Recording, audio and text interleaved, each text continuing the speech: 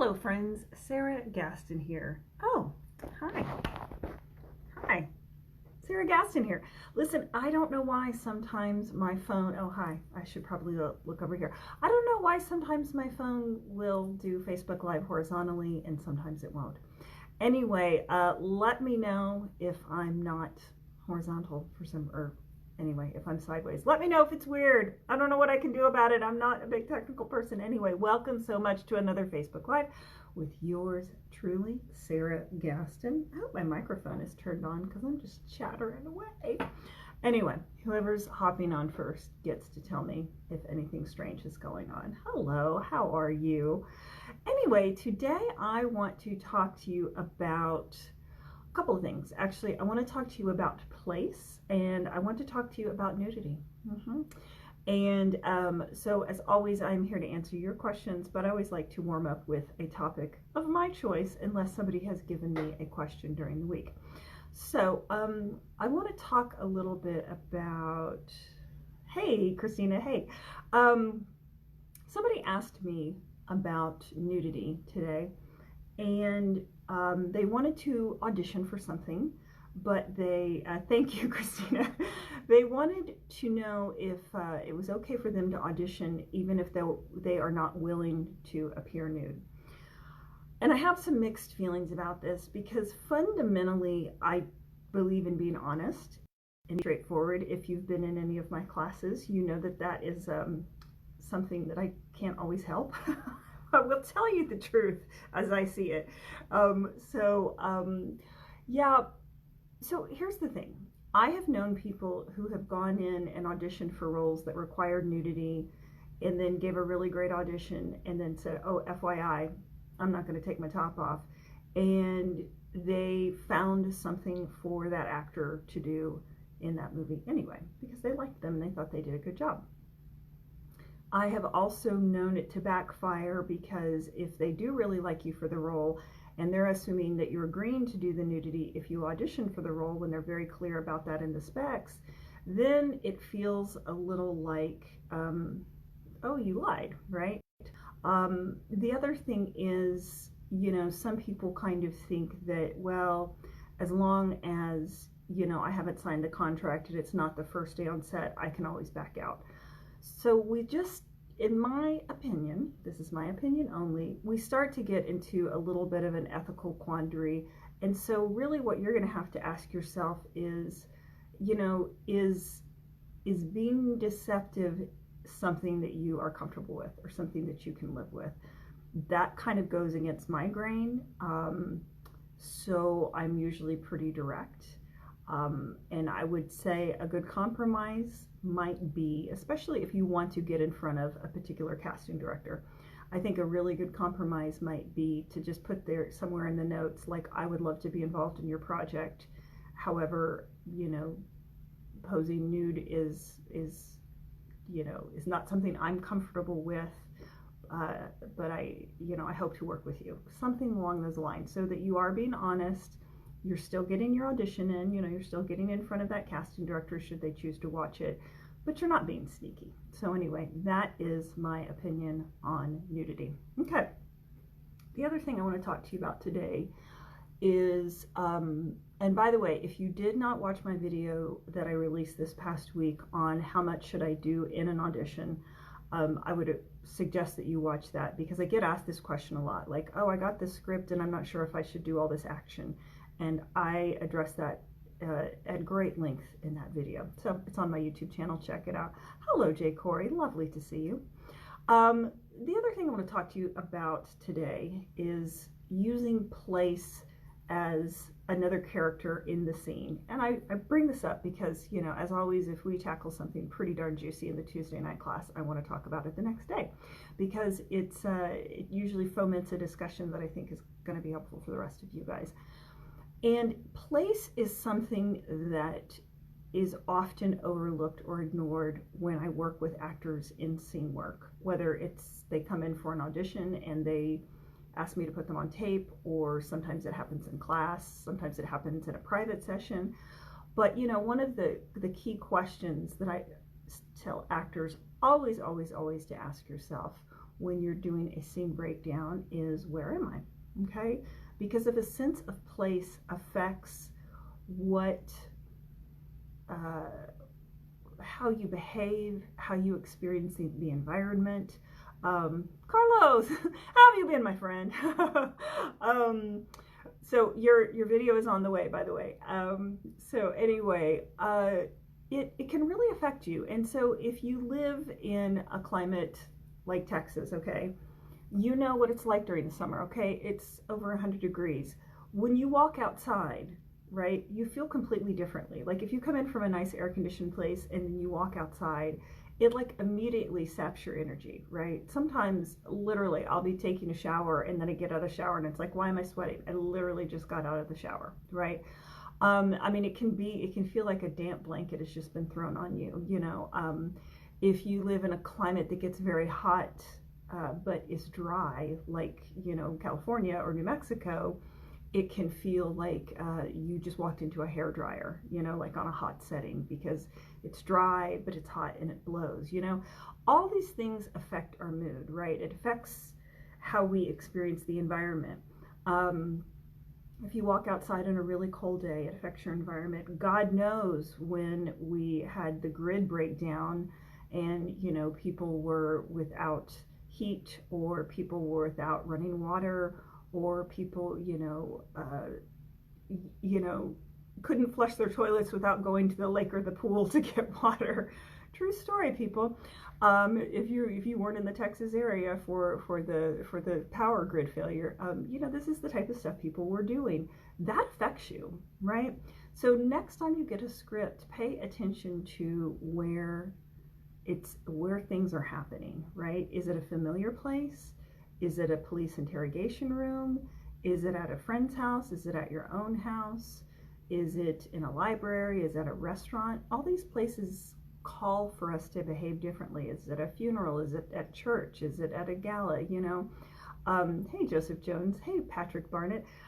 All these different places, depending on what the expectations are of that environment, also affect the way we behave. It, you know, to go into shirtless guideposts, it kind of goes into game playing and role playing. You know, I mean, I'm always the same everywhere I go, but I behave a little differently if I'm dressed up and I'm, you know, really nice dress and high heels at some sort of fundraiser or gala, versus if I'm sitting on my couch, you know, in my glasses and boxer shorts, you know. So think about that. Hello, Annalyn. Think about that the next time you are working on your scene work. How can you bring place into the scene, and how can you let it inform your work? We did some really interesting things with it last night, and the layers of detail and just the added depth of the scene work were pretty remarkable, considering that's all we did, is we just really let the environment influence us.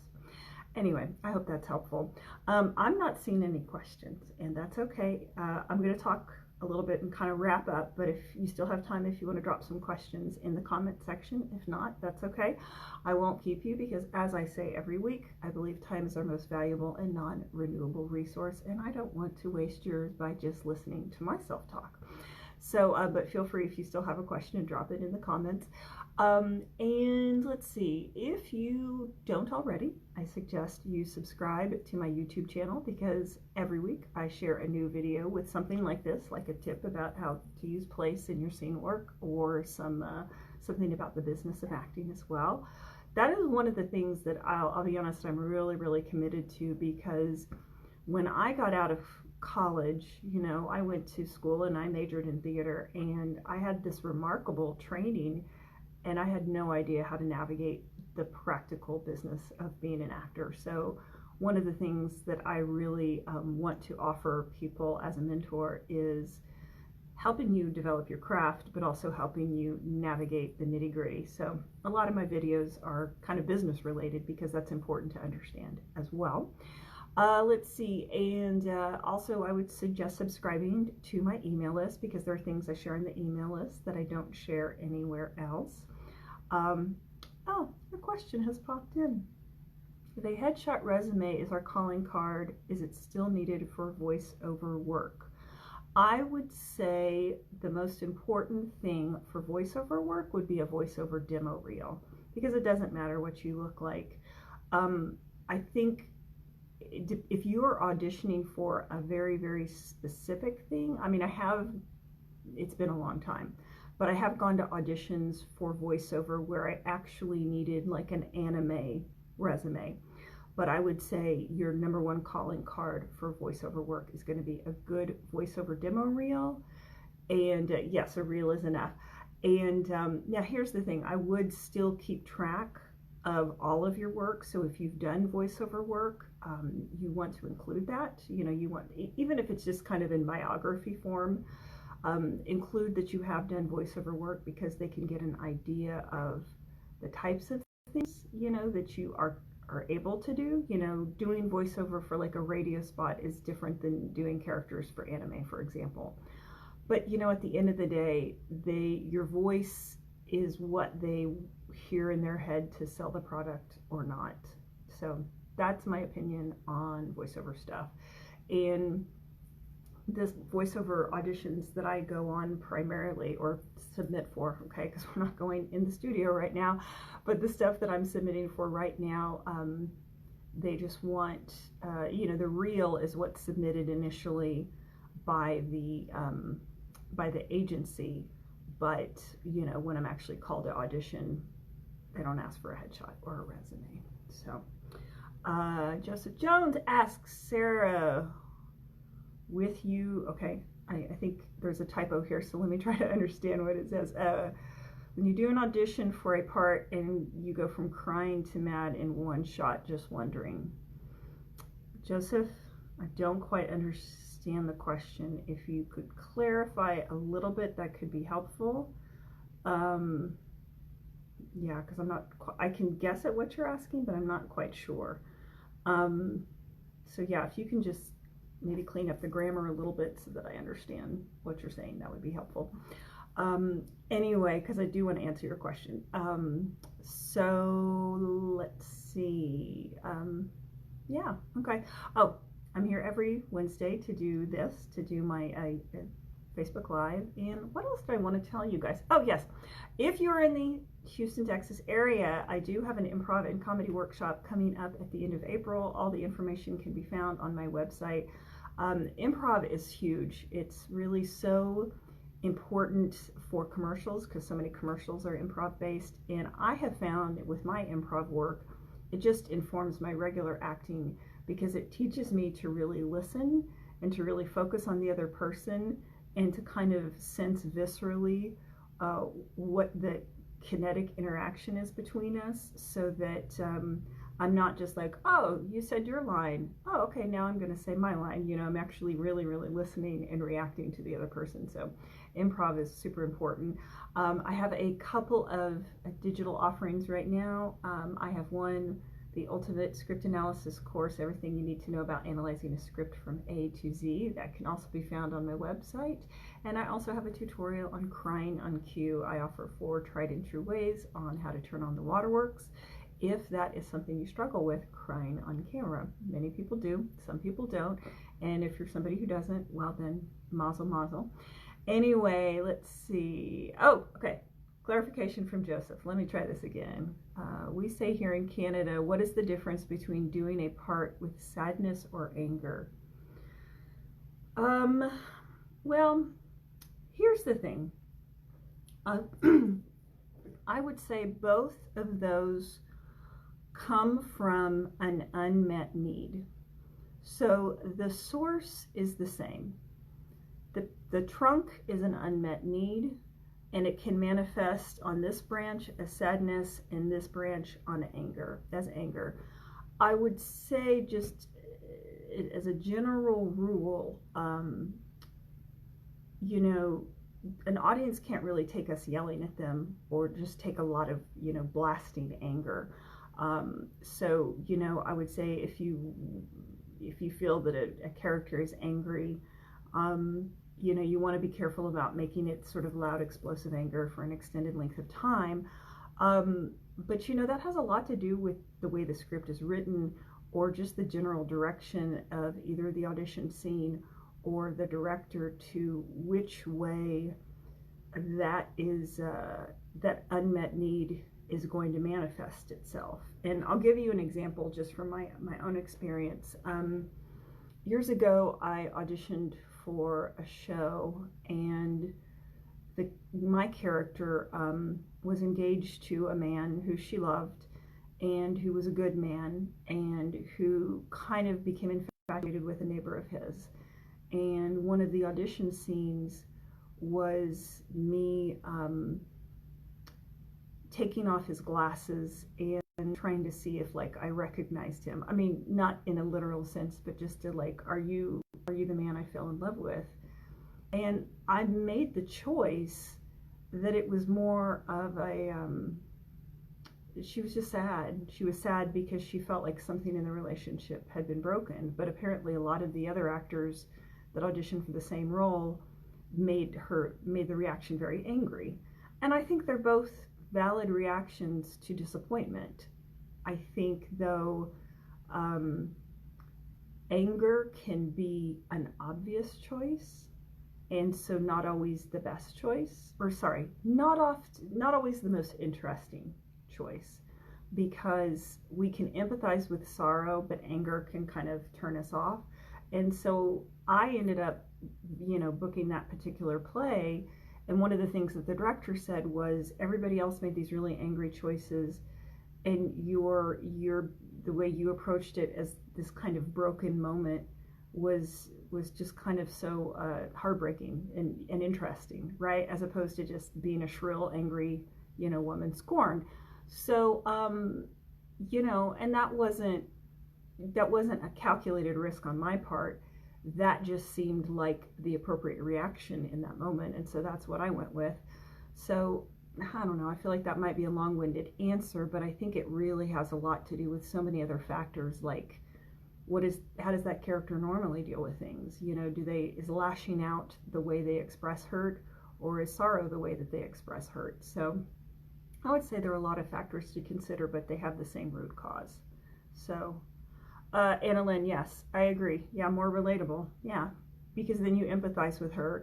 She could be, the way she's written is, this character was a little bit more of what you might perceive as sort of a high maintenance type woman, as opposed to the neighbor who was a little bit more like, hey, this is me, take it or leave it, And so I think that's the trap too, is if we play an unlikable stereotype, then why would the audience be interested in following our journey? So we have to be careful about that too.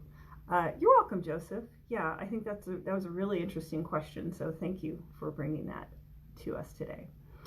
Anyway, my friends, if there are no other questions, I won't keep you. Thank you so much for joining me. Again, I'm here every Wednesday, and if you think of some question during the week and you want to send me a message, I promise that I will answer it first thing the following week. So stay safe, be well, and as always, break a leg out there. Bye. Oh, it's not stopping. So now I've got to be British because it won't stop. So awkward.